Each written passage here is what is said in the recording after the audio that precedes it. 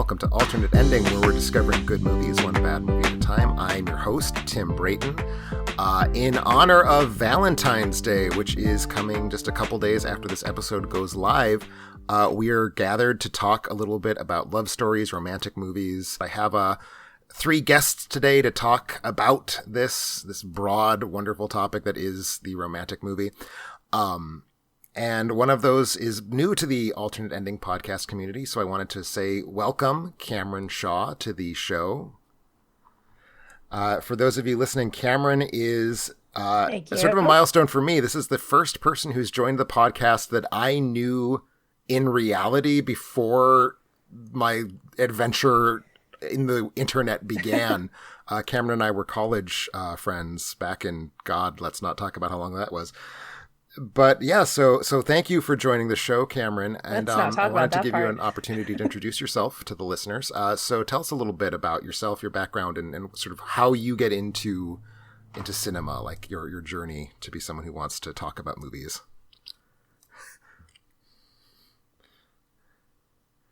Okay, great. Well, thank you for having me, first of all. I am a friend of Tim's from college, and in college, I basically decided to focus on cinematography and then went to grad school for cinematography, and I'm currently a very classical recovering arc, I would say. cinematographer. So, uh, yes, and I I still have like an extreme passion for the art form.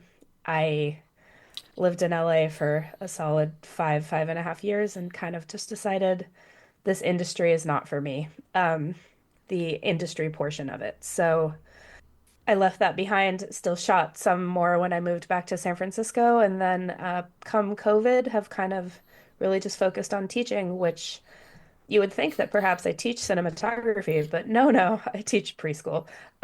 So I have a variety of things in my life that I aspire to And I being, will and say you still latent have enough of it in cinematographer your is one of blood that them. any But time we talk about a movie that you have just seen or that I have just seen, almost invariably the first comment is on how it was shot. And then we talk about unnecessary things like the plot and the characters and whether we enjoyed it. yes, Exactly. Exactly. yeah, who cares? It was ugly. Who cares what it was about? Um, I will say that given that Tim and I are IRL friends, I am probably the only person on this podcast I ever, I maybe, to have seen I some of his guarantee that is directorial true work and will remain slash true participated in until the some of his blood has run cold directorial in my work. veins. The number does not Aw, exist. really? How much do I have to give you? There is a It's on music video YouTube. Tim directed on YouTube. Oh my gosh, I don't think Can I you knew drop the that. link in the show notes? Oh, I believe it If I is can a find it music again, I video will send the that I link. But directed starring Rob. Is that the one you're thinking? Yeah, so that's true. yes, it is. Oh, It wow. actually Okay, came that I up. have to see. Yeah, we It need to came see up that. in my recommendations one day on YouTube.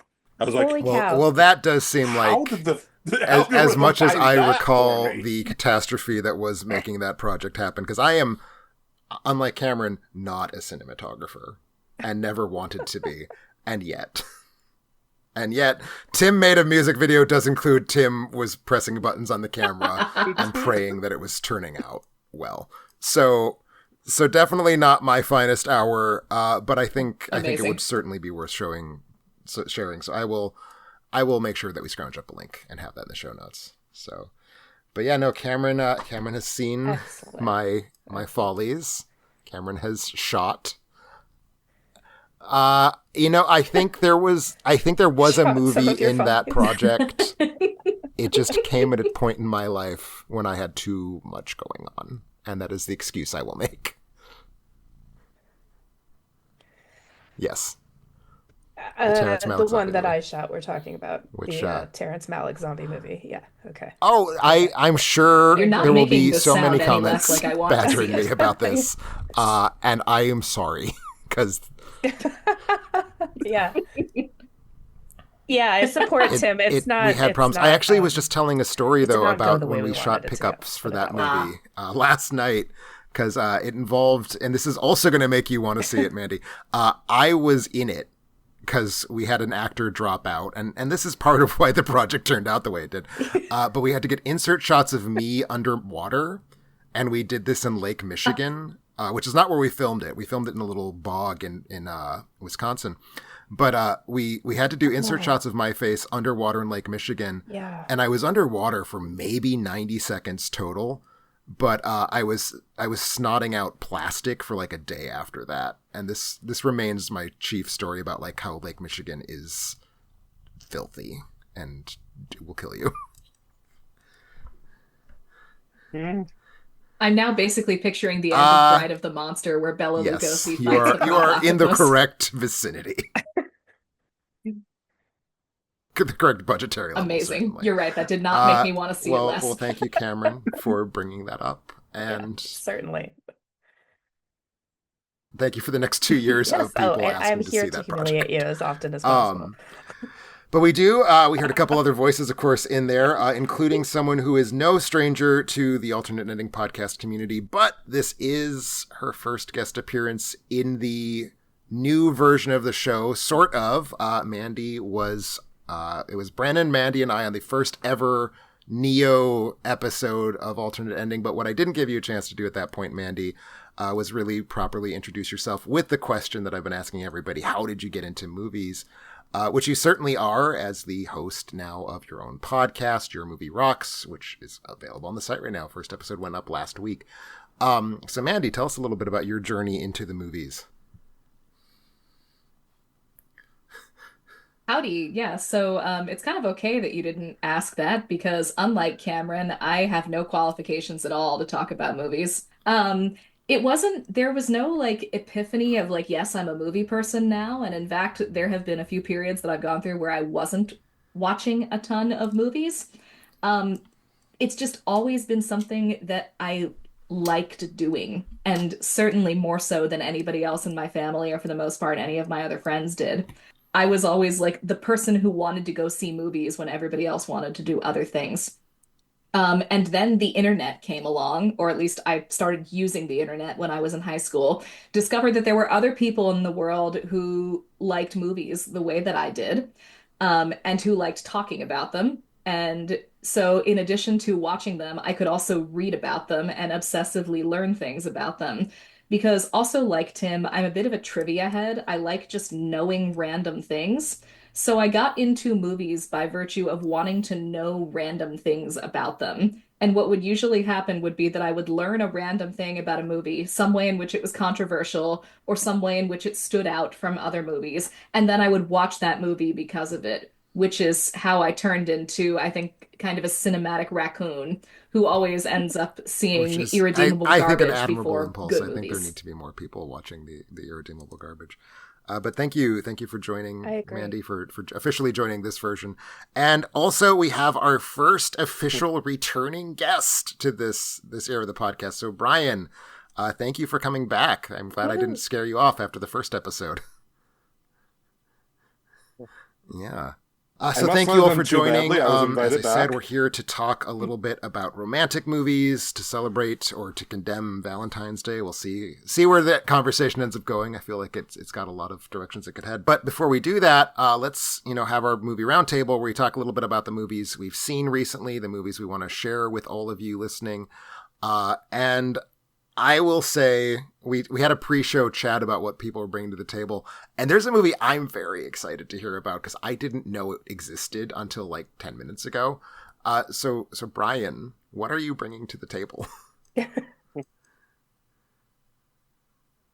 am bringing the 2011 concert film Duran Duran on Staged, which I'm not a huge Duran Duran fan. I like the hits. There were multiple songs I didn't know.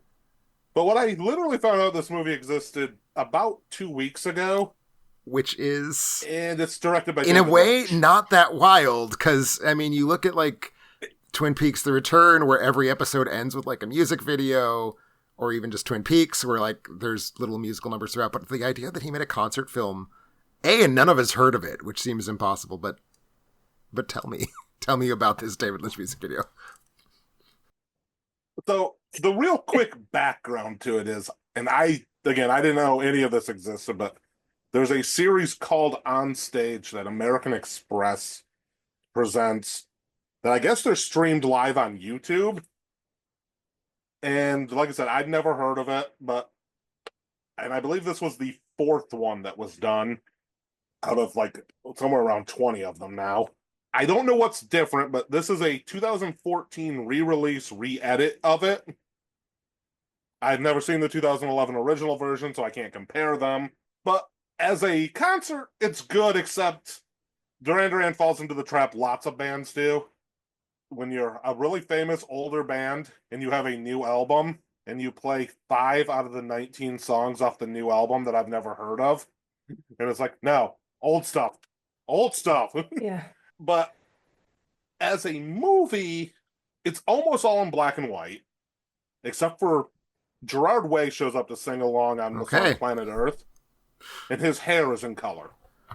That is What color is it? He has like red highlights in it, like not like a redhead, but like actually red highlights in his hair, and that's in color. So we got like a Rumblefish thing going, but with Gerard Way's hair. Apparently, yes, or Sin City, whichever you. So it was like, it's visually, a lot of the shots are quite striking because, it's David Lynch directed it. But there's a lot going on that with like transitions and overlays of like a wolf over top of Hungry Like the Wolf and things like that. And it's like maybe too much was going on. And I was like, I don't know. And then it gets into the encore, and they start to play the beginning of A View to a Kill. They slowed down like with a cello accompaniment, and it almost feels like a precursor to Part 8 of The Return, where the medium starts breaking during the intro to the song. And it's absolutely fascinating. And I don't know if the whole thing works, but the encore, which also had Come Undone and then ended with Girls on Film, is absolutely and this is available on YouTube. Okay. I do not know if it's currently available on YouTube or not. I actually found it on Fandango at home or Vudu, whatever you want to call it, and purchased it before I knew that it was something that had been streamed for free originally. And I don't know if I should have looked for it on YouTube first, but... How long is it? It's like a full length, almost 2 hours, like an hour and 50-some minutes. Wow. Oh, that's not bad for a concert. No, video. It's not. It's not what was that Taylor Swift movie? Like almost 3 hours a couple of years ago. Do you have any idea how this came to exist? Like, I don't feel like Duran Duran is a band that I would peg David Lynch to want to shoot. No idea why. Okay. No, absolutely no idea. It also doesn't seem like Duran, like I don't know the guys in Duran Duran, but they don't peg me as guys who would be like, hey, you know who we want to direct our concert video? David Lynch. I feel Duran Duran being David Lynch fans makes a little more sense to me than the other way around. Because there is a level of like kind of weird theatricality in their stuff. Whereas when I think of David Lynch and what he seems to like, it's all like, your Julie Cruz-esque, like, dream pop, there's lots of synths in Duran Duran, I guess, so that kind of tracks. Interesting. I'm at least going to track down this 15-minute encore because I am very curious to see what this could go on. Yeah, I'm now very interested in this whole on-stage program. Like the first 4 were directed by Terry Gilliam. One of those names is not like the Kenny others. Ortega, then David Lynch. I was literally going to go into that. Right. I'm going to do the little Sesame Street thing. One of these things is not like the other. But it's like, and then Todd Haynes. I continue to not understand what Kenny Ortega's name is doing on this list. Sure. I'm not reading all of them here, but here's 2 right in a row. Sure. Kenny Chesney, directed by Jonathan Demme, who of course made arguably the greatest concert film of all time. And this is the one I absolutely have got to track down. The Killers. Okay. Directed by Werner Herzog. Holy How That is is this jumped not high on like my something that must-see everyone is list. talking Yeah. about? This sounds fascinating. Right. Especially people like us who we talk about film all the time. I How and are what we is the not the overall name of the people who series? know this? American Express on American stage. Express on Okay. stage or on stage I presented by I feel American like Express. this has been an incredibly illuminating conversation, and I'm very eager to dig into this more because, like,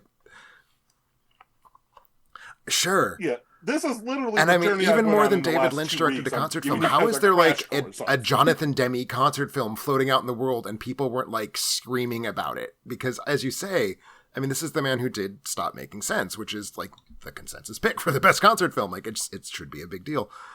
This is fascinating. Thank you so much for talking about this. Completely blown. Yes, I'm glad I'm not the only one whose mind has been blown by all of this I was now. gonna say I Yeah. don't. Way to Let's set the just end bar the episode. super Thank you, high. everyone. No, Yeah. no. So we are gonna switch gears a little bit to talk about things that, if nothing else, that I think we've all heard of. Oh Although God. I'm still very curious. I promise I'm very curious to hear both of your films, Cameron and Mandy, because they're films that, for very different reasons, I would like to see. And Cameron, why don't you share yours first? Okay. Okay, well, I was thinking originally that there was like a connecting thread between Brian's film and mine, and that they are both music based. But I really no longer think that there's a connecting thread there. So, the movie I'm bringing today is the 2024 film Better Man. It is sort of a very universal flop at this point. I mean, it came out, I think, in December of 2024. And this is the Robbie Williams biopic, wherein Robbie Williams is played by a CGI chimp. And full disclosure, I saw this movie pretty much only because my former roommate is a producer on it. And I'm very proud of her Yeah. for being one of the people we went to film school with, Tim, who has made it in the world. And Yeah, there are I fewer I think people that from is our laudable. period there who made It it is. than I would have expected to make it. So anytime I hear that someone did, I'm always really, really happy for them. Yeah, it's very exciting.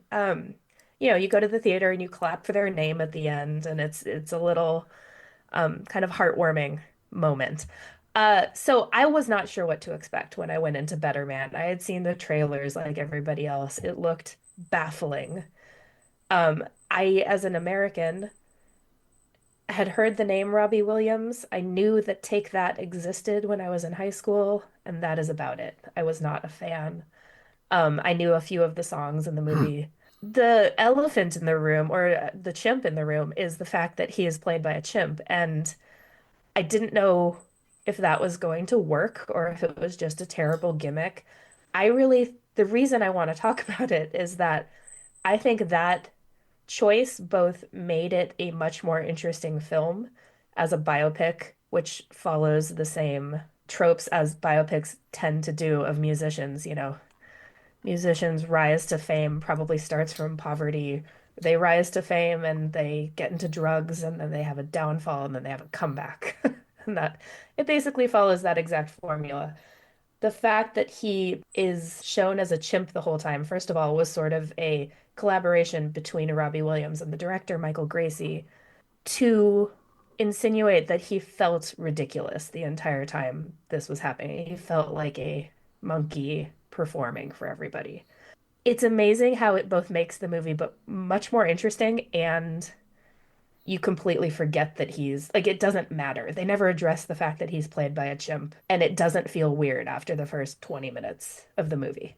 I think the best part of this movie is how exuberant and excited the director is to mount all of these musical numbers. He is the director who did Greatest Showman. So he has some musical chops. Greatest Showman was not my favorite musical by any stretch of the imagination, but it was very popular. So I was really actually surprised that this movie did not do better in America or worldwide. I think that it's really worth seeing. It's a lot of fun. Musical numbers are great. The choreography is great. There's this sweeping camera work throughout most of the musical numbers that is just very satisfying if you like musicals, period. And it was an interesting story as somebody who doesn't know anything about Robbie Williams. I wasn't bored the way I kind of was with the Elton John movie. It wasn't weird. Oh, here's the other thing about the chimp.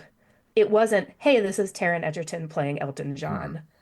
It was, this is just Robbie Williams. I know nothing about him. And he's a chimp that is allowing me to kind of suspend my disbelief and get into the movie in that way. I'm not actually So sure. I I'm wanted to give asking for it some clarity. props, He basically. was mocapping the chimp himself, correct? Robbie Williams?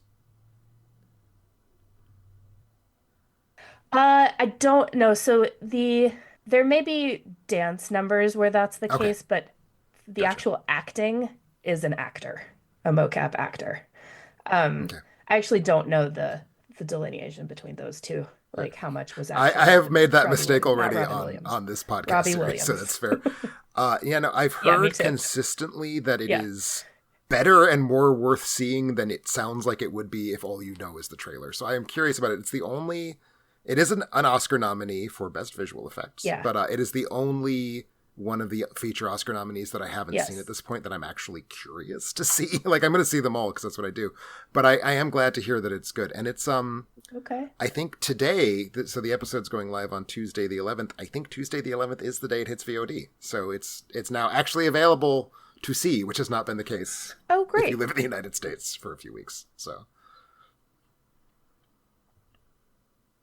Yeah, true. Yeah, I saw it in sort of its last gasp in theaters a few weeks ago and had to drive kind of far in order to get there. So, but I am glad that I did because, as I said, it's sort of a spectacle, the dance numbers in particular. So, I've been intrigued because it got much better reviews than I expected. yeah. And now, Cameron, you're saying it's worth watching as well, and because it didn't look good to me at all. But the reviews have been very positive on the 20 people who actually saw it. Yeah, it did. I agree. It didn't look good, and often a trailer can really kind of sink a film before it even gets started, and that's a shame. So, at the very least, it's a lot and of I think fun, this movie needed a lot of and help from that's its worth trailer something to because I me. mean Americans don't know Robbie Williams, and that's always going to be an issue because the way that music biopics get sold is like, I mean, you make fun of it's Taron Egerton as Elton John, but like that's what people go see. It's like it's Freddie Mercury, but he's lip synced by Right. whoever fucking did it, Rami Malek.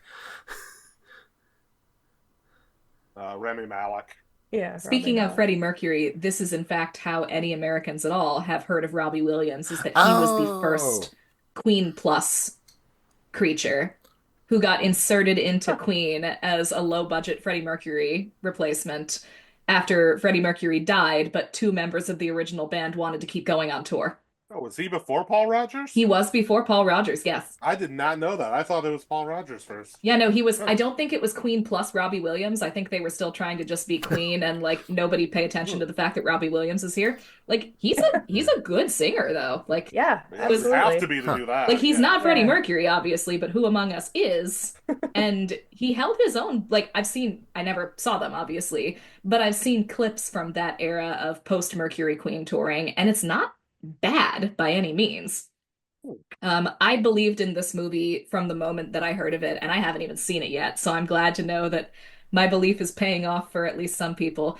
One of two things was going to happen. Either it was going to be just the absolute worst piece of gutter trash that came out, in which case I was going to be very excited for it, or it was actually going to be pretty good and well thought out, in which Yeah. case I was going to be excited for it. Yeah, and if like I said, if nothing else, it's fun and it's also doing something different with a biopic, and that in and of itself. Which, thank God, Yeah, more of exactly. that, please. Yes, Well, exactly. thank you. So, We'll be trying to so there catch you up with have it it. Better Man. ASAP. Like I Everybody go said, see Better I'm Man. looking forward to it, and that is more than I can say for lots of films that I'll be watching in the weeks to come.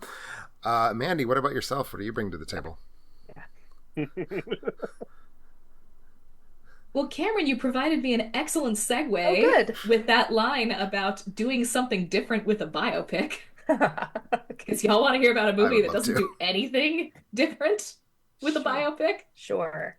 Okay, so my original job for alternate ending was as the Golden Raspberries correspondent, a job that I still have and take very seriously. which means that I've been trying to catch up on the major 2020, they're 2025 nominees, but they're for 2024, like the Oscars. And one of the major ones that I had not seen was the movie Reagan, the Sean McNamara directed, Dennis Quaid starring biopic of President Ronald Reagan.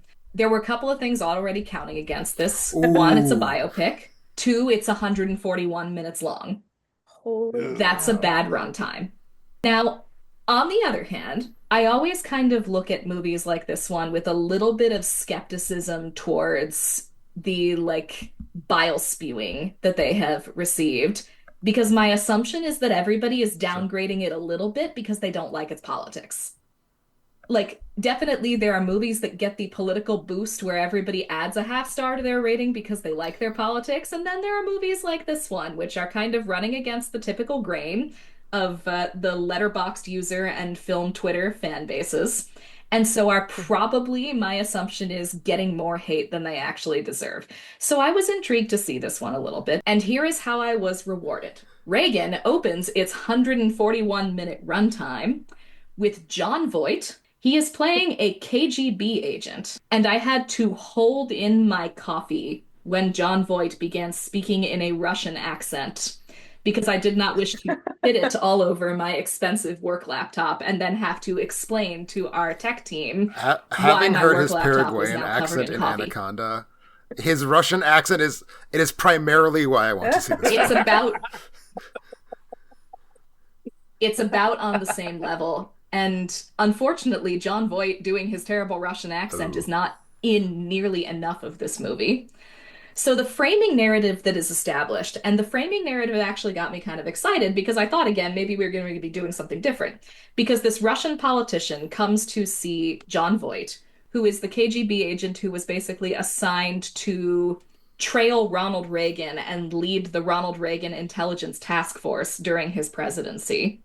And John Voight's KGB agent is like, well, let me tell you the story of President Ronald Reagan. Now, somehow, John Voight's KGB agent knows every single biographical detail about Ronald Reagan and thinks apparently literally all of them are relevant to the story of why the Soviet Union fell, because that is then what we get. I thought they were setting us up from this is actually going to be like Reagan from the perspective of the Soviet Union. That is not what this is. The movie that this reminded me the most of, which is a very bad thing to be reminded of, was one of the very first movies that I watched for the Raspberry Picking column, and that was Inchon, which was I want to say, 131-minute Korean War story Ooh. financed by a cult that sounds much more interesting than it is because most of what it actually consists of is its main character, Douglas MacArthur, walking into and out of rooms and having conversations with people. And lo and behold, that is what most of Ronald Reagan's biopic here consists of. Is Ronald Reagan, played, I will say, very well by Dennis Quaid, walking into and out of rooms and having conversations about big, important things with the different people in his life and in his presidential administration. If you were not already interested in the presidency of Ronald Reagan, this is not going to change that. If you were interested in the presidency of Ronald Reagan, this may very well change that because my God, does Ronald Reagan seem boring after this movie. And another reason I had really high hopes for this is because my only previous experience that I know of with Sean McNamara is that he was Oh. behind The King's Daughter, was the insane historical fantasy mermaid movie with Pierce Brosnan. And I had a lot of fun with that movie. And I was like, that movie was crazy and incompetent. Maybe this one will be too. No, this is just very blandly point camera in direction and film the people talking and moving their hands occasionally, sort of thing. And also, no one in this movie is interesting. Like, Dennis Quaid is trying so hard to uncover some dimensionality to Ronald Reagan. Having an even more difficult job is Penelope Ann Miller, who plays just like Nancy Reagan reimagined as the Virgin Mary, basically. And it sounds like there's no fun Ronald Reagan in Bedtimes for Bonzo. None of that. Like None of his acting career. They try very early on during the Jane Wyman years, but the Jane Wyman years get kind of shunted off to the side very quickly to make room for the saintly Nancy Reagan years. Eh. Because Sean McNamara's ideas of what people want to see depicted in a Ronald Reagan movie are not the Wow. same as my ideas about such things.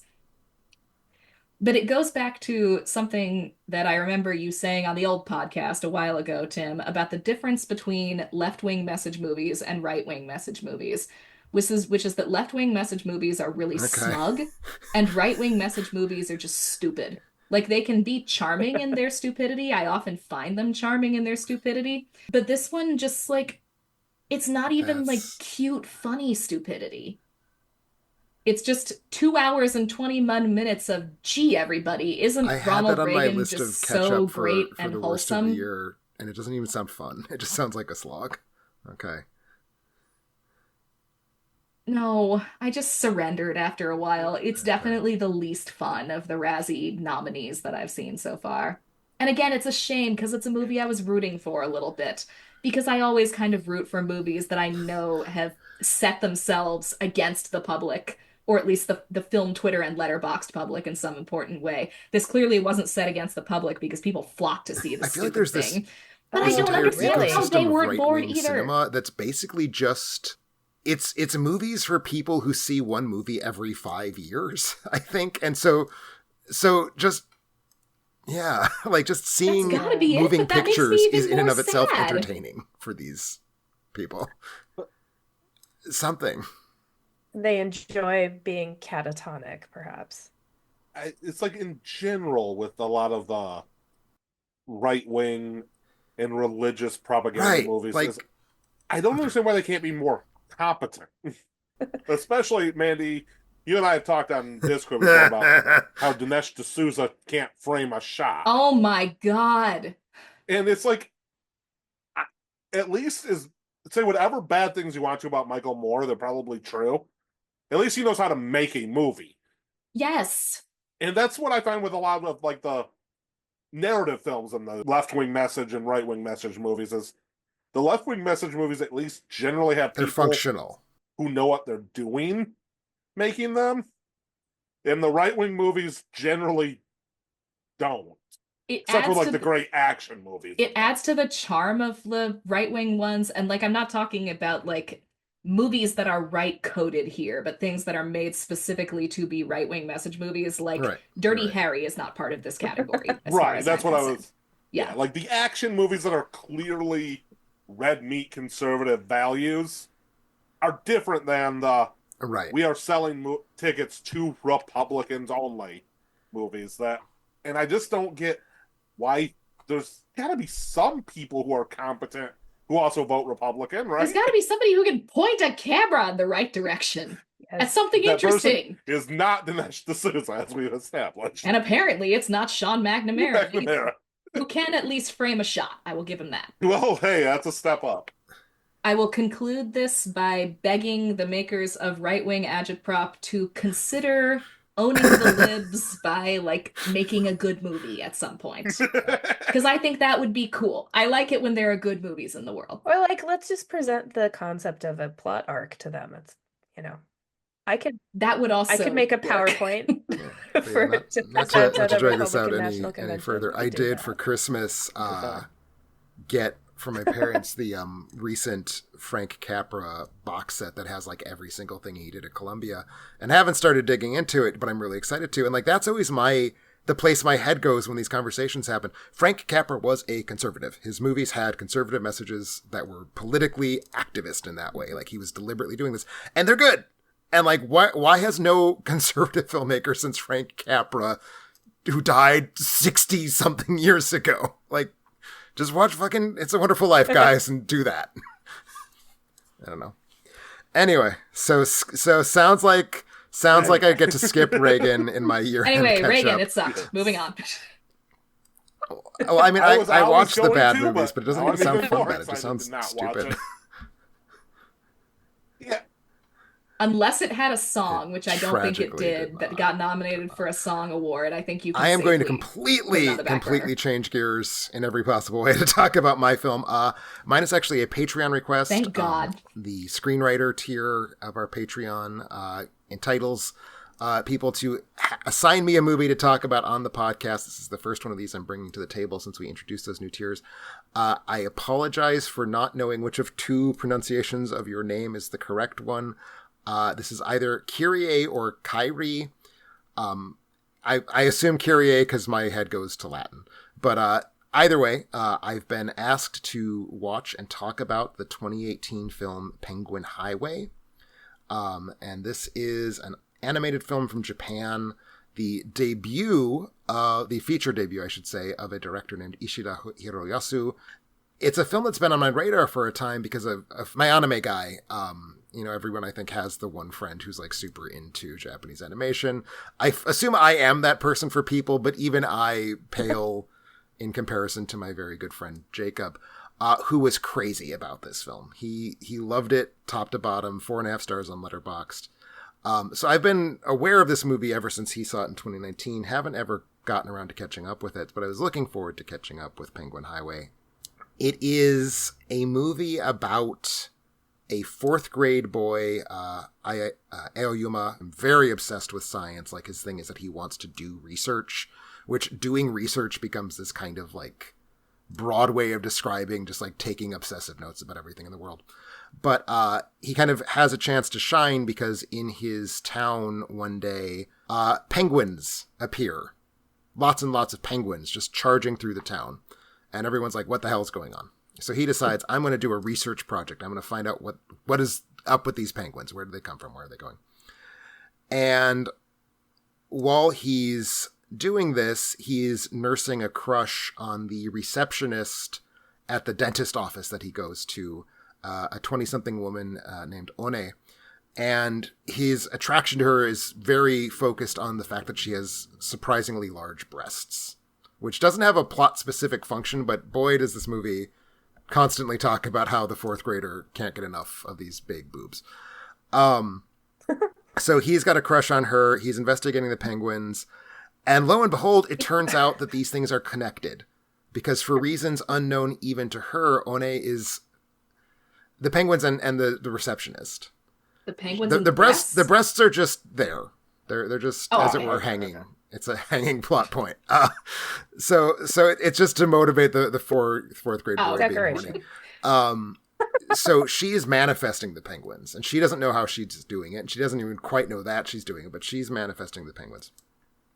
And this further turns out to be connected to something that the age-appropriate girl in Aoyuma's class, Hamamoto, she has been investigating this strange floating ball of water deep in the woods.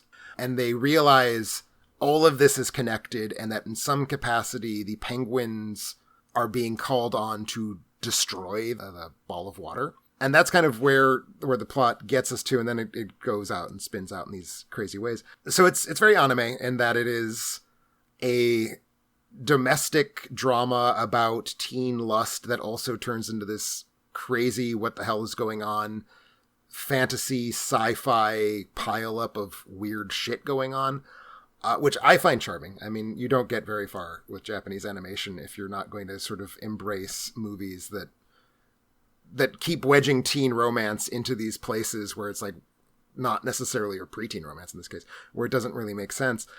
And in particular, it is really, really similar to the work of the director Shinkai Makoto, who did most famously Your Name. It's really, really focused on environmental animation. Like wind and water are constantly present in this film. Then there's lots of beautifully filtered sunlight that's kind of interacting with everything. And what the kid ends up discovering is that the receptionist needs the presence of light to manifest the penguins. And so like light and water and wind are all plot points in the movie. And that's very much typical, I think, of Shinkai's work, where the pleasure is in part just about seeing beautifully executed effects animation. And then there's also a really exciting to me, because this is the sort of thing I get excited by, a really exciting amount of digital camera work here. A lot of the environments are being built as computer sets that are then cell shaded to look like they've been hand painted. But then to chase all these penguins around, and sort of the idea of the penguin highway is it's the path that penguins take to get to their destination. Apparently this is an actual term that penguin scientists use to describe Antarctic penguin populations. So the camera keeps like tracing these penguin highways with them and like racing along with the penguins and like kind of floating around as they're swimming or whatnot. So the camera is constantly moving in this film. And that can often, I think, be a problem for Japanese animation. They've really embraced CGI environments in a lot of cases, but even, especially like 2018 when this came out, there's a lot of it's not working, really. Like, you can sort of feel the CGI and the hand-drawn character cells kind of clashing with each other. And I think this does an extraordinarily good job of harmonizing these things where it feels like the world is painted, even though it's moving in 3D. So it really is very striking how fluid the space feels and how inviting and how much it sort of wants to pull us into this town. So I loved that. And I mean, these are all real things for me to love.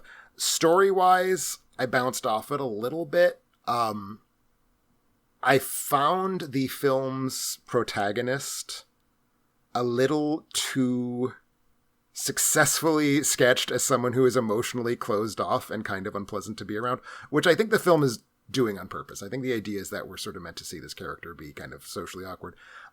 It was not fun for me to watch that necessarily. He's kind of a brittle character. And the whole thing where he's got a crush on a much older adult woman, and the movie seems to find this fine. Like, maybe not a thing that he's going to pursue, but a thing that he could pursue if he so wanted. I don't know. That just feels a little not where I want to be. And it does, again, remind me a lot of the work of Shinkai. So story-wise, just was prickly in ways I didn't necessarily want it to be prickly personally. But I really, really loved the way it looked. I really loved the sense of kind of atmosphere. And it has a shitload of penguins. And I love penguins. And the penguins are super cute. That's such a great question. Why aren't there just more penguins in all cinema? Why didn't Robbie Williams... Why was a penguin not Robbie Williams in the biopic? I have an answer to that, but, you know... Robbie Williams gave an interview where he, I guess the director of Better Man, asked him, "What is your spirit animal?" And he tried to sound cool and say lion. Okay. And then the director kind of gave him a look, and he went, Okay. "Monkey?" Fair enough. Like, so that's why. I'm pro penguin. That's a There's a lot of spirit penguins animal. in this movie.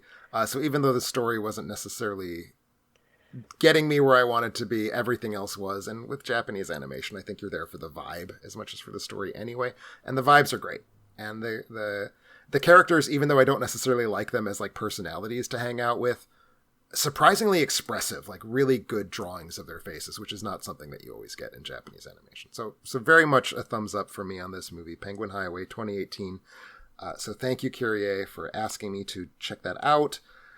And this makes a great opportunity for me to talk about our Patreon. If you want to support the podcast, support the website, you can do that by going to our Patreon site, which is in the show notes. It's also on the front page of the website. At this moment in time, we actually do have one screenwriter tier slot open. So if you want to have me watch something and talk about on the show like Kyrie did, you've got that opportunity.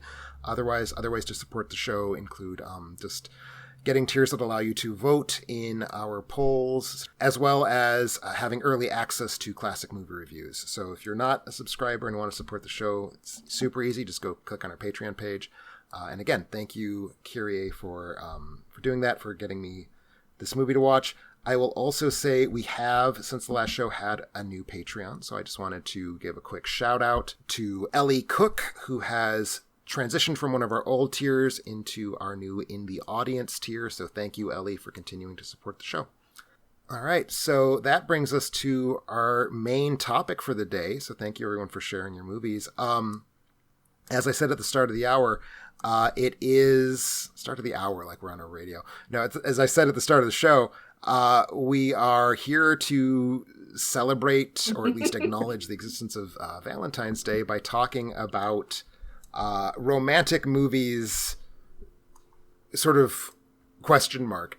I deliberately wanted to leave this loose so we could sort of explore where we want to take this.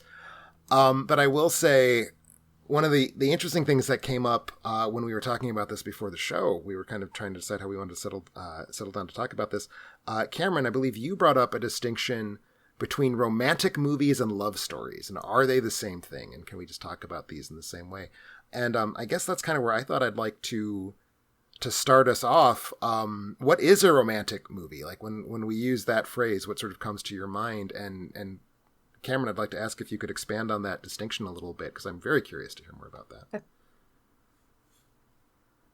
Sure. Okay. Well, I do think that romantic movies and love stories can overlap and often overlap. But when you first gave us this brief, I started thinking about what makes a romantic movie, and I feel like all of the examples that jumped to mind for me involved extreme circumstances or very dramatic situations. So Titanic is a good example. There's a lot of death involved one or two people in die, yes. very romantic movies.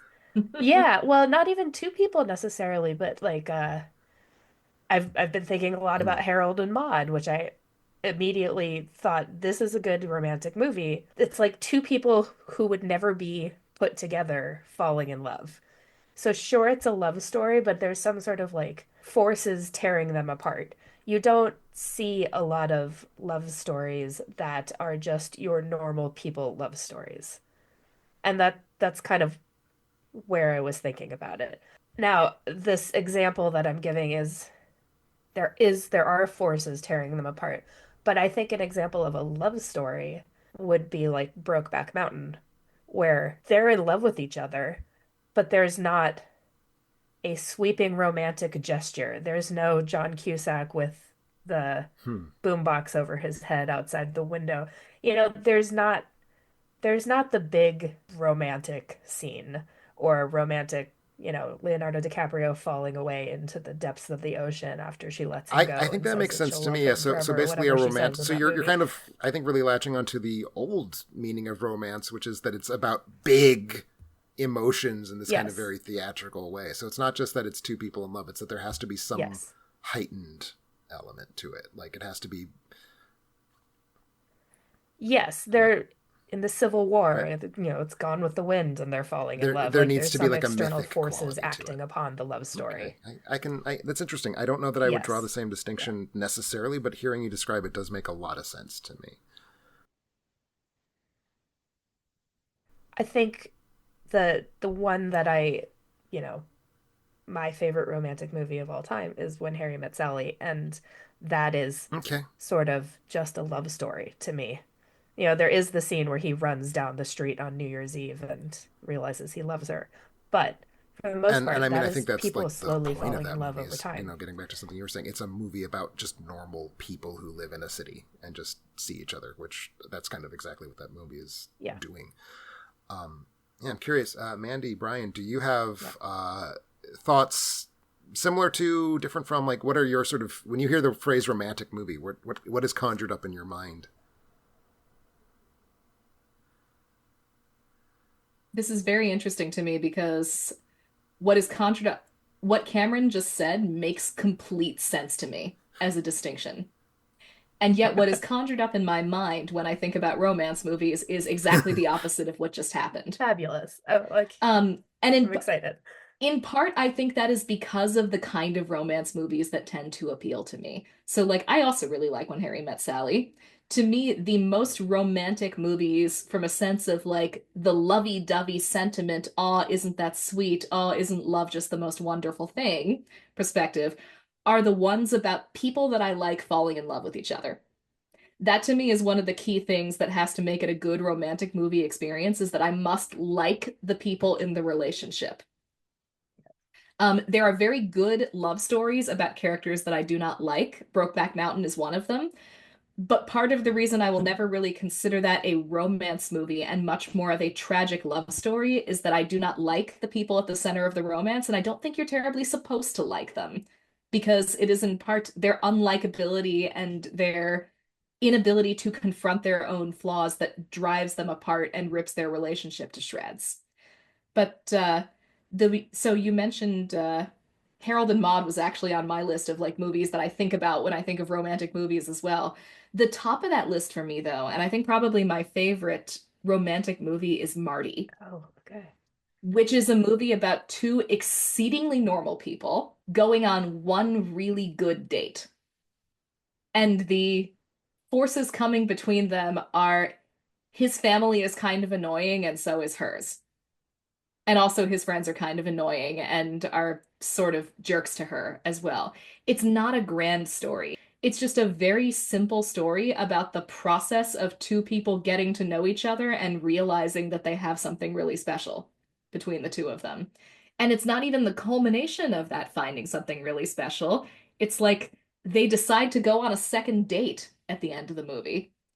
But I've always just found it to be the absolute sweetest story and the one that makes me feel the best about what it means for people to fall in love with each other because I really like both those people and I root from them from the start to the finish. I guess I'm kind of just basic here because to me, when I think romantic, I just think of love story. Not every movie I think is necessarily a good love story. For instance, Titanic got mentioned, and to me, that's a great disaster film with a bad love story that gets in the way. Yeah. But as far as my favorite romantic movie, it's probably Before Sunshine, or Sunshine, Before Sunrise, Yeah. Before Sun. I would watch it. I don't think it would be a love It'd story. be a but I'd good watch movie. But yes. Before Sunrise, though, which is my favorite of the Before trilogy, and the one that I think is most explicitly a romantic movie out of the three. I don't think the Yeah, third and one qualifies thinking about the Before really trilogy, romantic at obviously all, the third one is doing its own separate thing. But I feel like they kind of illustrate the difference, Mandy, you were describing about like likable versus unlikable characters. Because in a way, Before Sunrise is about these two kids who are just being sweet and innocent, and they're easy to root for.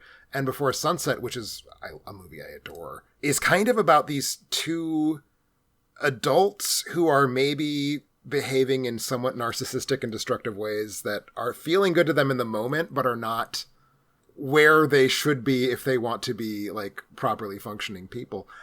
My feeling honestly is closest to Brian's, though. I think to me, I think I see very much, Mandy and Cameron, both of what you're saying. Like those distinctions make a ton of sense to me. But I think I do use romance and love story pretty interchangeably. I think I would also say that there is a distinction for me between a movie that has a love story in it and a movie for which we are there to watch the love story. Like, and I mean, I think Titanic is a tough edge case because to what degree is it a disaster movie? To what degree is it a story about that couple? And I think different viewers are going to have a different response to it. But like Avatar, to keep it in the realm of the only important living filmmaker, James Cameron, Avatar is a movie that has a love story in it, but it is not a romantic film. It is a film about the planet, the culture of the planet, and so on and so forth. And as part of the story it is telling, it forms a couple between Zoe Saldana and the Australian, who I can never remember which one is in Avatar. Is it Sam Worthington? Yeah, I invariably forget which of them it is him, but it's Sam Worthington. So it has love story in it, but I'm not there to watch it for the love story. And I would say I'm embarrassed that the next place my head went was Dances with Wolves because I was just talking about Avatar. Same thing. It's not a film about the couple formation, even though the couple formation is kind of where the movie ends. Like the climax of the film, the ushering us out of it, is that the couple has gone off into the wilderness to do what they're going to do. So I would draw that distinction. But if I'm in the mood to sit down and watch a movie about romance, about a love story, I don't know that I would draw a line between those two things, but I certainly the lines that you are both drawing, Cameron and Mandy, make a lot of sense to me. I would say my own hang up with watching romantic movies is I and maybe this is the difference between a romantic movie and a love story for me. I don't know. I like watching movies where the couple is thwarted and at the end it's sad. Like almost all of my favorite movies about like this sort of broadly described topic are tearjerkers. Brief Encounter being like a number one, and even Before Sunrise, like it's optimistic and fun and lovely at the end, but they didn't get together. And that's, I think, then in Before Sunset, where they do get together, is the one where it sort of feels like this feels less good than Before Sunrise did, because now you maybe should know better than what you're doing right now. And then we get to Before Midnight and we see, in fact, yes. But yeah, like when I think of my favorite love stories, they are almost invariably ones, Brokeback Mountain, where the couple is separated through some force outside of their control. So that's where I am. I tend to feel a little let down when a movie actually ends with a successful couple formation, which, I mean, that's probably and I love When Harry Met Sally, so that's not a hard and fast rule. But it's a great movie. It's one of the best comedies ever made. Everybody loves When Harry Met Sally. I mean, I don't think I've literally ever heard anybody say they didn't like that movie. I do think that there is also a distinction that we haven't talked about yet, but you just said it, Cameron. Rom-coms, romantic comedies, that's a thing. Whereas non-comic romances, and I'm thinking about something like Carol, which is, in my head is always sort of the lesbian Brokeback Mountain. Spoilers for Carol. I'm vaguely annoyed that they end up together at the end, because it's like, well, it's still the 50s and you're still lesbians and you're still going to have everyone screaming at you for the next 30 years. But I also just feel a little cheated, because it's like, but you're supposed to end up separately and sad, because that's what romantic dramas are supposed to do. Whereas rom-coms, of course, if When Harry Met Sally ends with the couple, like Harry makes his declaration of love and Sally's like, no, go away, that movie becomes unwatchable. Who wants that movie? So I think that's also a distinction. I mean, again, that gets us back to centuries-old definition of comedy is a plot that ends in a marriage, right? Yeah. And since you were mentioning ones where they don't get together, that makes me think of one of my favorite romantic musicals. Oh my god. Oh. Umbrellas of Cherbourg. Good. I have never pronounced that word correctly, and I never will. I think you don't pronounce the G, but it doesn't matter. I don't know. If Gavin was here, he would correct us, but he's listen and writhe. Yes, Gavin would find my French pronunciation to be a hate. Oh my god, that movie. But that movie. God, I love that movie so much. Partially just colors. So much color. Beautiful movie. It's nothing to do with the romance, but movie. It is just beautiful. I've talked about this movie in some place, I forget where, but like I love how that movie's tragic ending, the characters don't view it as a tragedy because they've had 5 years of growth between the two penultimate scenes. Yes. Exactly. So for us, it's tragic, and for them, it's just like, oh, well, I met this guy I haven't seconds. thought about in 5 years. And that to me is so much harder to watch. Yeah. It's beautiful, and it's hard to watch, but not at the same. I don't even know how to describe the end of that movie, but it is perfect. I love that movie so much. I think part of the appeal, and like this is gonna be me being a nerdy cinematographer. Part of the appeal, I think, of Umbrellas of Cherbourg is like it's so freaking breathtakingly beautiful with the choreography and the colors in that movie that you kind of get swept away by the visuals. And I think that is a key to many romantic movies as well. Notably, not rom-coms. Like it can exist in rom-coms, but not really. Another example that I immediately think of as an incredibly romantic movie where they don't end up together and is incredibly gorgeous is the David Gordon Green movie All the Real Girls. It's back when David Gordon Green was making movies and not terrible ads for pot. Yeah.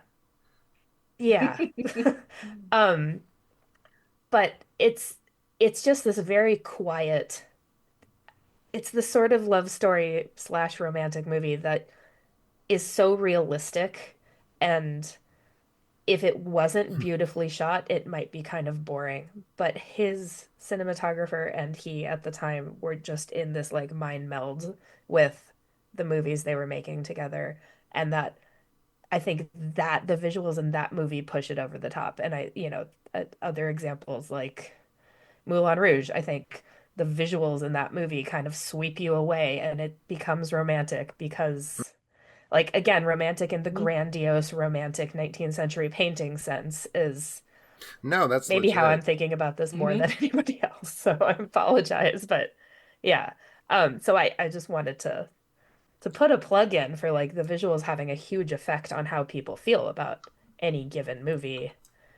Well, Maybe is an obvious statement, but I I think mean, with romance in I general, just want it to jump can in real have quick, and it I can know make I a feel big like I've been big difference. preventing Maddie from talking for a while now, but I want to just say one thing vis-a-vis No, it's all visuals, good. because I talk about this a lot with my other Cameron heads here in Madison, of whom we have a little coterie. But in Titanic, that scene at dusk or at like sunset where they're standing on the prow of the ship and she turns and kisses him, and like bodies don't work that way, and you kind of can only think about how Kate Winslet's like rotating her spine 270 degrees to get this impossible blocking handled. But it's like it's one of the signature moments, and I think if your response to Titanic is more as a love story than as a disaster movie, this scene is one of the reasons why, and it is just kind of stupidly beautiful and looks like a painting. So I do think that's a big part of it. It needs to have that kind of sense of visual grandeur. I'm going to quickly jump in because if we're going to talk about movies that are romantic, mention romantic comedies and Mm. cinematography, then I have to mention Smiles of a Summer Night. It is absolutely required of me because nobody has better Yep, cinematography than the various Bergman movies that he made. And it's it's really also high up there. maybe my favorite romantic comedy. If it don't want to commit and say it is absolutely my favorite romantic comedy, but it probably is, and I'm just going to be required to No, talk about there's Bergman on a. every We should episode go I'm for a on. beach I'm because we're sorry talking that's about going to Bergman in happen. front of me. It does sort of make me think of something because when Cameron was talking, for some reason, Unbidden, the movie His Girl Friday, entered my head. Phenomenal, phenomenal masterpiece level Ah, comedy, objectively a Oh, rom I love com. that movie. But I kind of feel about that movie in a similar way that I feel about Smiles of a Summer Night, where they are love stories, no question. The plot of His Girl Friday is a guy moves heaven and earth to get his ex-wife to leave her fiance so she'll come back with him. I don't necessarily root for the couple in that movie. I don't root at all for the couple in that movie. It's very clear that Cary Grant is bad for Rosalind Russell. Like, I think that's text. I don't even think that's subtext. Um, and then in Smiles of a Summer Night, I'm glad that it all works out for everybody, Yeah, but I sort of don't have an investment necessarily in at least three of the four couples that have formed at the end of the movie. And so maybe that's the love story versus romantic yeah, distinction that's for fair. me is am I emotionally invested versus just I'm watching the plot mechanics of a love story and enjoying that, but I don't have a stake in it necessarily. Like I don't have a stake in Hildy and Walter getting back together, and that's kind of the joke is that they're probably going to get divorced again in a year, right? Um, Yeah,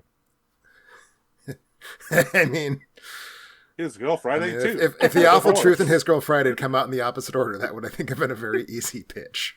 But Is The Princess Bride a rom-com? I'm trying to figure out what my favorite rom-com is. I would call it, It yeah. is Well, it's so fantasy. tough many because it is different. a Yeah. comedy It and is it so is many romantic. genres shoved together. But is it a rom com? And it's a fantasy epic, and it's. I mean, again, that's Uh, kind of It's the a plot. fantasy Is like epic, and yeah. it is a movie that's talking about how it's both for boys who don't like love stories and for girls who like princesses, and like that's kind of. If it counts as a rom-com, it is I think it is my favorite one. I've been sitting here listening to you all and trying to think about what my favorite rom-coms are and realizing that I don't like rom-coms. I don't like very many rom coms. it was mentioned earlier, Say Anything is a movie I adore. Same. But when it comes to rom-coms, one movie I think about a lot is Intolerable Cruelty, which is a movie that I watched not because it was a rom-com with George Clooney. Was it Catherine Zeta-Jones? Anyway, I didn't watch it. I watched it because it was a Coen Brothers movie, and I was extremely disappointed in it as a Coen Brothers movie. And I think if I'd watched it as a rom-com, I would have liked it a lot more than I did. But I also probably never would have seen it if it wasn't a Coen Brothers movie, because I don't watch a lot of rom-coms. No, that does make sense. And I don't know, like, I'm rambling now, so I don't know if that made any sense I'm sure, at all, Cameron, you've seen Intolerable Cruelty, probably for the same reason. You know, I saw Intolerable Cruelty when it came out, and I have 2003. not seen it We were in since. It came out, college. what, 2007, something like Yep. that? Holy cow. Okay. That early? Wow. So it's been quite some I time watched it since for the I've seen second time during the pandemic when Yeah. I did my Coen Brothers binge, but I've only seen it twice, once in theaters and once then. It was literally one of the two movies I didn't watch. I'm going to bet a shiny nickel that I know what the other one was. A couple years ago, and yeah, that was a won a bleak shiny nickel. 8 months to be a Coen Brothers fan. My primary memory of it, I don't know if you were there, Tim, but I definitely went with like film nerds from our film nerd dorm that we lived in. And I think that the overall consensus was, dear God, what the hell happened to the Coen brothers? And I was sort of swept away in that um like avalanche of criticism about it. I That's don't fair. know that I really formed my own opinion That's about fair. that movie.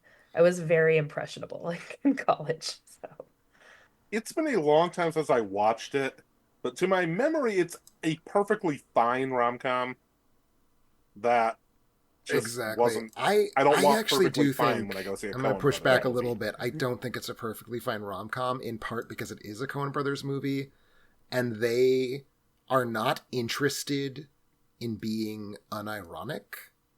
And I think they leave Catherine Zeta-Jones out to dry.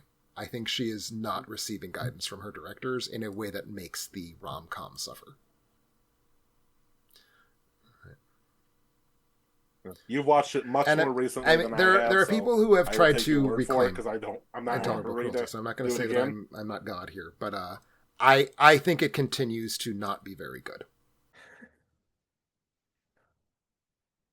Exactly, and that's not everybody even has theirs, a clunker, honestly. you know. I'd still watch It's that. allowed. I'd still watch Intolerable Yeah. Cruelty 10 times before I'd watch The Lady No. Killers. This is what I'm saying. Hey, there's your nickel. But no, I did, as we're thinking about favorite rom-coms, I will say, to me, I am very Catholic in my use of the word term rom-com, because there's like a whole genre I've talked about a little bit, right? You know, His Girl Friday and Awful Truth. 30s romantic comedies are some of my all-time favorite movies ever. And then contemporary rom-coms like A Take or Leave. Some of them are very charming, certainly When Harry Met Sally. But if we're talking about the rom-com as sort of like the modern story about people who live in cities and are very sophisticated and urbane, sort of the post-Harry Met Sally thing, I'm slightly embarrassed to say on multiple levels, but my favorite rom-com is potentially Annie Hall, which, sure enough, ends with the couple breaking up. And it's like, oh, I That do is a have good a type one. of movie, don't I? Yeah. It is a great movie. Right. Other than the whole Woody Allen-ness of it. Well, just that, like, it feels really way see too. what else you can say bad about it feels cliched of me now. I'm like, I only like romantic movies where they don't Dominoes. get together. It's like, oh, the one rom-com that ends with them not together is like, yeah, that's got to be my favorite. So, but yeah, one of the other things I wanted to talk about, Mandy, you had a very interesting idea here, and it sounded like you had something specific you wanted to talk about. The movies that you find to be good examples of romantic cinema that are perhaps more off the beaten path and perhaps a little bit harder to defend to people. Was there something you had specifically in mind when you were talking about that? couple of possibilities that I had in mind. But yeah, I was thinking of just like the Die Hard is a Christmas movie meme, but for Valentine's Day. Convince me that X is a Valentine's Day movie and why. There was one particular one that I kind of had in mind. And that was Okay. Dead Alive, aka Brain Dead.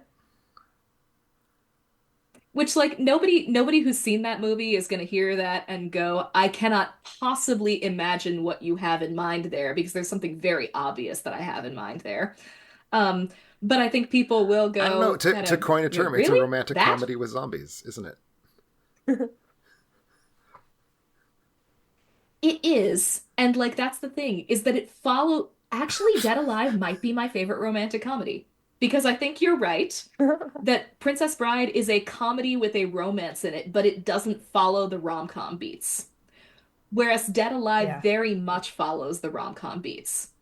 Does, Because you doesn't have it? it does. You have the meet cute, you have Yep. the one who is very clearly much more into the other at first, and the other who's kind of uncertain.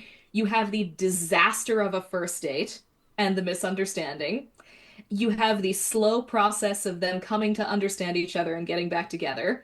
You have them overcoming the ultimate obstacle, which is in this case a giant house party full of zombies, to their romantic relationship. And then you have them Yeah. literally walking off arm in arm in the end.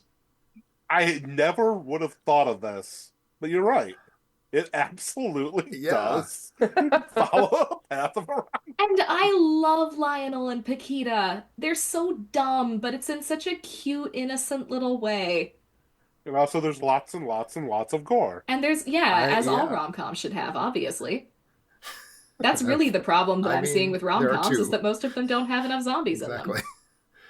So, Shaun of the Dead's another good one, huh? But that's kind of the There argument you for it, go. isn't it? Like the Yeah. the meme that the meme that at least I'm sick to death of at this point about how Die Hard is a Christmas movie is really Right. about how like Die Hard follows the Christmas movie beats.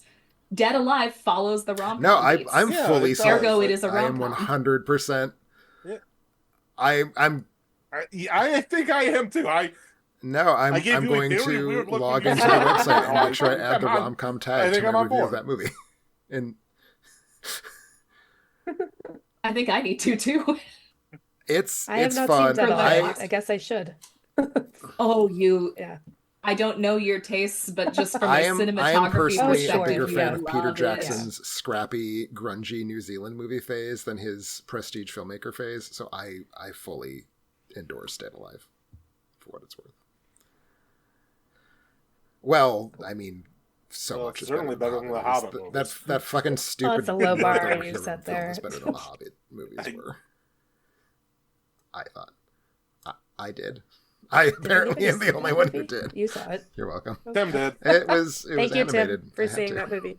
So I feel like Dead Alive probably wins no matter what else. But does anyone else have a sort of candidate for the same, not exactly a romance, but you think you could pitch it as one? Well, I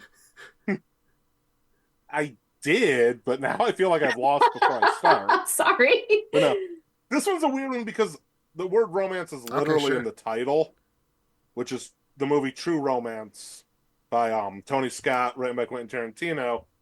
That on the surface, it's a crime thriller, shoot 'em up, comedy, Quentin Tarantino type movie. But when the DVD came out, I don't even want to think about how many years ago. There was a little note from Tarantino, and I'm going to paraphrase because I definitely did not memorize this 25 years ago or whatever. But where he says people ask him all the time, will you ever make a romantic movie? He said, well, I did, True Romance. No, a real romantic movie. I did. No, one that doesn't have guns. And I do think it's very much a male power fantasy, empowerment fantasy. But there is a real love story between Clarence and Alabama. I don't know why her name is Alabama. But Clarence and Alabama through that movie. They do have the meet cute, which you later find out in the movie's been manufactured. But they have a meet cute. They fall rapidly in love. They wind up with a massive complication in the form of the mafia wants to kill them. But ultimately the through line of the movie is their relationship. It's not the crime and the killing and the fantastically weird Gary Oldman performance. It is the love story. I think in the end that the title isn't ironic, even though it looks ironic at first glance. But it's no Dead Alive. Yeah, Dead Alive. Yeah, no, absolutely. I can buy it, though. I think that's probably true of more movies than we necessarily realize at first glance, that they are relying on a sincerely expressed romantic story to carry us through the weird, insincere, fun, ironic stuff. Actually, Cameron, earlier you mentioned Moulin Rouge, and that's kind of where my head went. I don't watch that film because I'm necessarily anxious to see them get together at the end, although she does die, so it does check my box. But like, is that a movie that would resonate if it didn't have a well-expressed, sincere love story? Because like, I'm watching it for like all the fucking music, the lights, the costumes, the colors, the. But like, if it doesn't have that core, do we actually like enjoy that experience, or is it just sort of like eye candy and then you forget about it? So I think there's something to that. Well, I mean, we saw Baz Luhrmann's Elvis, which That's is fair. sort of the eye candy without a love And story. it's good, So but it's I not. think there's sort of a love story, but I it is. left Elvis with no idea what to rate it, and I still haven't come up with a, because I could literally have put that thing anywhere from 1.5 to 5, and been both completely satisfied and completely unsatisfied with what I ranked it. Movie Roundtable. That is a movie that was doing so well until it was like, oops, but I'm a singer biopic, and then had to like jam on the brakes for the addiction subplot, I thought. Yeah. So we had one other topic that got raised as a possibility that I really, really liked. And this was, I think we could probably pitch this in a few different ways. What is the least romantic date movie you've ever seen, or just in general, like what was sort of the worst date night movie experience that you've had? I think it has to be plausibly, maybe really you bad, didn't personally see it on a date, but it can't just be like Cannibal Holocaust would be a bad date movie, because we all understand that. Like, it has to be a real world example. Fair enough. I will say that in the last Mandy month, would go on a date for that. in the last month, my partner and I I'm spent sure date night she watching would. Strip Nude for Your Killer, so I'm obviously lying when I say that about Cannibal Holocaust. Someone who you have just started dating and is not That's a your great life title. partner that you understand, you can show them Yes. Cannibal Holocaust. How about we go with that? You have There's the distinction. you have done a number on him. I think that the first or second date when I suggested Sure. this topic, that is what I was thinking of. Not just, I've been dating this person for multiple years and we like to go to movies together, because I've had plenty of those too, where we saw, Triangle of Sadness or something. And it was not a great date movie, but it's somebody I'd been with for a while and that was okay. That's totally different. My humdinger of this category is the only person I dated in high school. At the very end of high school, we went on 3 dates. Our 3 dates were Requiem for a Dream, Sexy Okay. Beast, and Senior Prom. And Sexy Beast, sure, fine. Requiem for a Dream was not something that either of us were expecting as two 17-year-olds, and was not romantic at You all. don't say. Weirdly, that relationship went nowhere. So the first So, date was Requiem. yeah. I'll say. So I our first date was mean, you Requiem managed for to a Dream. scrape Our 2 last additional date dates was out Senior after Prom. Requiem for a Dream. That sounds. I was gonna say there was Yeah, a second yeah. date after that. So, I don't really have like criteria for date movies anymore, but I think in high school I definitely did, and I did not know. I was like, I this definitely movie feel looks like I interesting, don't know and that I I didn't have know what rock it solid was. criteria, but I would still feel like if I took someone I was just getting to know to Requiem for a Dream, I would feel like I had failed that person. So I understand where you're coming from. Yeah. My worst date movie, and this is actually not a second or third date. This is actually we'd been dating for a while. My current partner. I thought it would be nice for me to show him some of the movies that matter the most to me. So I brought my disc of Norman McLaren films, and I showed him Begone Dull Care. And I mean, we'd been together for a bit, and it's like it's like 11 minutes long. It's fucking so short. It's a short, but it's Begone Dull Care. It's not like I was saying, hey babe, let's watch, I don't know, Satan Tango, which I have said, but obviously that's a joke. I was like, you're making dinner. I'll throw on this fun experimental film. You haven't seen a lot of experimental films. This is one people tend to like. I'm not the only person alive who likes Begone Dull Care. He was in such like actually physical distress by the end of Begone Dull Care. I think he just found the experience of like it was moving too fast and the colors were shifting too quickly for his eyes to keep up with. We have not watched another experimental film of any stripe since Begone Dull Care. I felt like horrible. Like I felt like I'd like subjected him to something torturous. And I it's still to this day I'm a little amazed by how much of a negative response he had, but I have now learned to just keep experimental films out of date night, just as a, I think, blanket rule. Okay, I mean, as somebody that I had a crush on once, I dragged with great fanfare. I was very excited about taking him to this movie. At LACMA in LA, they were showing the original Haneke Funny Games. Oh, and I knew Mandy's reaction was coming. Similar, Tim, to how your partner responded to Beyond Dull Care, but not 11 minutes long. no, Not at all. We're still, friends and in touch. This is someone I knew from grad school, and I had a big crush on him. And man, I don't think he's ever forgiven me for that. So, as is correct. Yeah. I love that movie. I unabashedly love how horrifying that movie is. But yeah, maybe not the greatest, I had a weird romantic track record, I guess. I will say this, if you take someone to Funny Games and it These worked, things happen. you have just found somebody that you are going to... It's like a stress test, right? Like, that's the thing. We would still be together. That's true. Yeah. Yeah. And there are also movies that I will, I am somebody who's single, so like in recent years have dabbled in dating, and there are movies that I will not show people that I'm dating because I'm afraid of how they'll react to them, because I love them and I don't want them to be ruined if we don't continue to date. It's the same reason you don't, like, if you're a knitter or crocheter, you don't make your partner a sweater before the first year is up. Yeah, that's a great rule. You don't show them Night of the Hunter until you're married. Yeah. Correct. Yeah.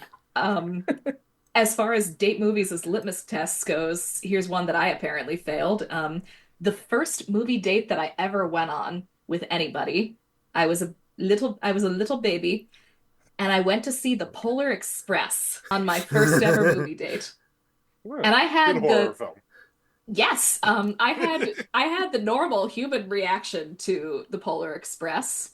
And as we were leaving the theater, my date, who was lovely, by the way, hope he's doing well, turns to me and said, "That was the most beautiful movie. Thank you for going to see that with me." Oh my God. So... And I just had a moment of, okay, I don't think this is going to work out. Well, it turned out that he was supposed gay to have also, good taste so in art, though. more things came in the middle of that relationship. But damn, well, not some of us. I'm curious, were you like 12 apparently when this date happened, or was this like an 18-year-old's going to go see the Polar Express type date?